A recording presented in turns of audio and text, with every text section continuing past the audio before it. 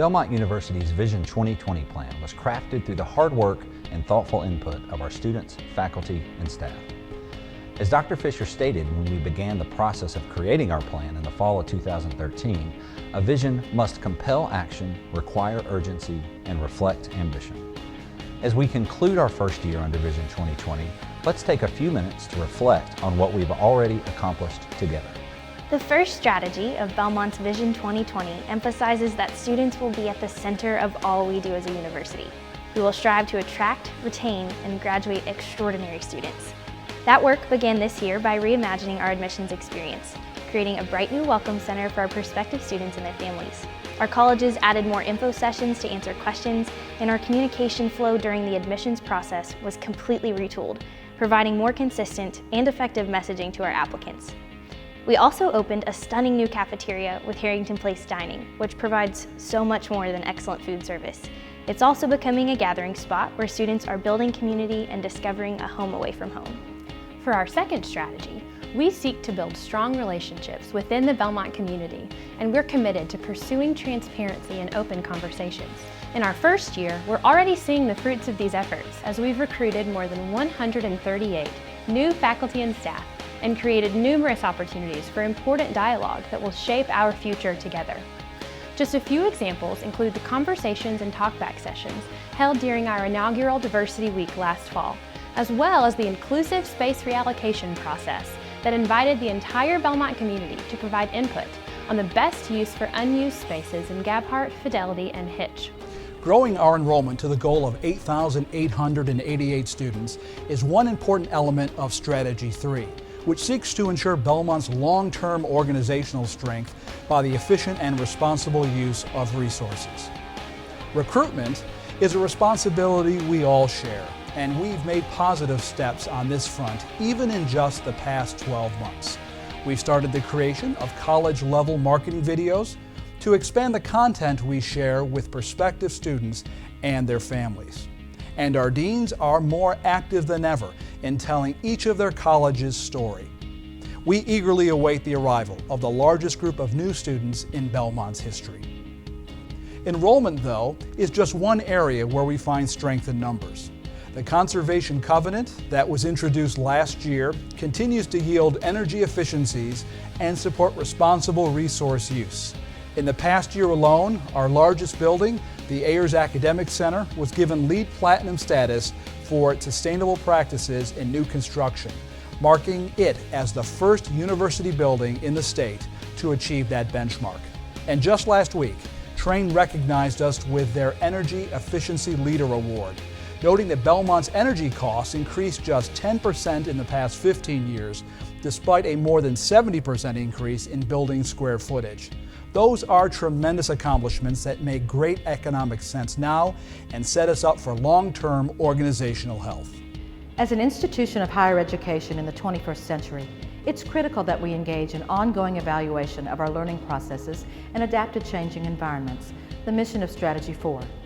This means that we will constantly look for ways for cross-disciplinary engagement and interconnectedness. We're already seeing these ideas bloom with the establishment for fall 2016 of 3 new academic programs that cross disciplinary lines.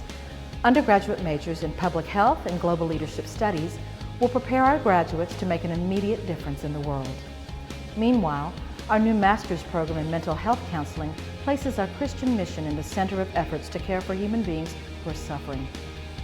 We also recently announced the new Institute for Innovative Faith-Based Leadership, which pulls together our expertise in both ministry and business to prepare tomorrow's leaders.